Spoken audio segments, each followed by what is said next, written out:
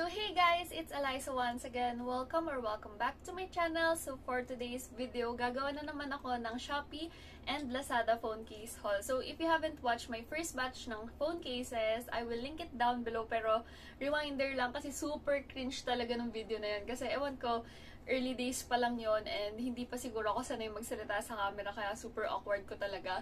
Pero may magaganda rin naman akong cases na nabili doon. Kaya kung gusto nyo makita, I will link it down below and ayun, panoorin nyo. So I think this will be my last batch na bibili ako ng phone case sa Shopee and Lazada kasi hindi ko din naman sila masyado nagagamit.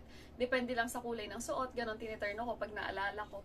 Pero malay natin, kapag nag-browse ako ng Shopee and Lazada, may makita na naman akong pang boodle items and gagawa na naman ako ng another batch or magpapalit ng phone. Ay, feeling! So, ayun nga, mag-coffee muna kayo habang nanonood ng video ko para sabayan nyo. So, yung first 3 items na ipapakita ko sa inyo is yung sa akin talaga na phone case and yung dulo na is yung sa friend ko. Para, yun, marami kayong options and mas marami akong mabudol sa inyo. So, ayun, let's proceed!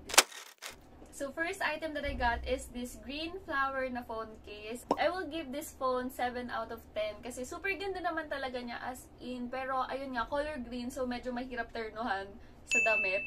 Pero ayun, ang ganda and medyo hindi nga lang siya fit sa phone ko. I mean, fit naman siya kaso medyo kumakalog siya. Siguro dahil sa texture niya na parang pag ganyan-ganyan. Ayun, pero overall, goods naman, protective and etc. So, second item that I got is this super duper gandang aesthetic lahat na minimal, aesthetic. So, tingnan nyo naman, ayan o, ang ganda. And lately kasi nahihilig ako sa sunset. Kaya, nung nakita ko to, binili ko talaga. And actually, meron akong sticky notes na nagtuturn on dito. Ipapakita ko sa inyo, wait lang. Ito, o, diba? Turn na sila. So, third item that I got for myself is this black phone case. Black and white na flower na aesthetic na super ganda talaga. As in, pero ang only issue ko lang dito talaga is yung parang medyo makalog yung phone ko sa loob. Kasi nga, siguro dahil dito sa texture na to, pero ang ganda, tingnan nyo. Tas super affordable lang, walang lalagpas na 100 dito sa ipapakita ko sa inyo. Ewan ko lang yun sa friend ko, hindi ko pa natatanong yung mga price. So, ito yung unang phone case ng friend ko. Ito, Alien. Ayan, ang ganda. Lalo na kapag sinuot, guys, super ganda. Pero kapag kaganto lang, medyo plain lang siya. I mean, medyo cute, ganun. Kawaii yung dating niya. Kaya, I will give this phone a rating of 10. 9. So, ayan. Ang ganda. Tingnan nyo. Ang cute pati. So, second naman is this Aliens na purple. Ito yung details niya. Ayan. Napakita ko din sa video yung details niya. And I will give this phone a rating of 10. Kasi super protective din and fit sa phone ko kahit na may details na pag ganun-ganun. Ang fit pa rin siya unlike dun sa mga nabili ko para sa akin. So, second phone case is etong princess na phone cases. Ito yung parang kawaii na art style. Tapos mga princess, ayan. Andito si Ariel, si Snow White, si Jasmine, si Cinderella. Tapos sino to? Fidelope? Finolope? Parang ganun to. Basta ganun. Sounds like Fidelope.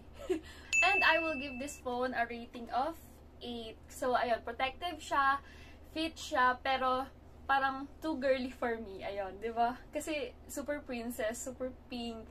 Kaya ayun, 8 out of 10. I wanna be where the people are. I'm feeling talaga. So, next naman is this purple phone case na si Kuromi. And I will give this a rating of 9 out of 10 or 10 out of 10. Bakit dalawa? Kasi Halloween to and very great siya. Ang cute niya kapag ka-Halloween season. Ewan ko kasi feeling ko wrong spelling yung Kuromi niya. Dapat Kuromi. Letter R. Pero, ayun. So, next item is another 10 out of 10 na phone case. Ewan ko, ang cute nito. And ang unang pumasok sa isip ko nung nakita ko tong phone case ito is parang Yakult.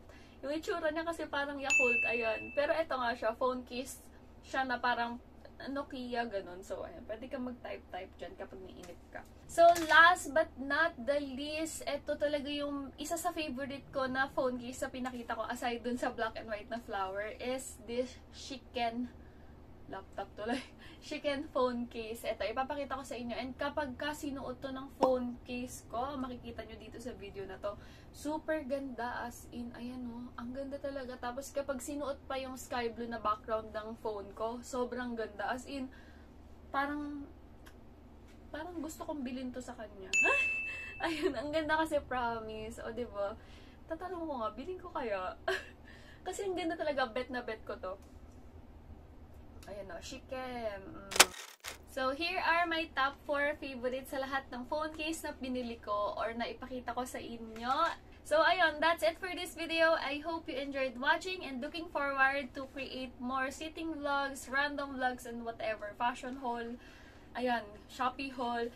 Pero, ayun, thank you for watching and I hope you enjoyed. Kindly like this video and subscribe to my channel and also tap the notification bell button to get you notified each and every time I upload new videos. So, thank you and bye!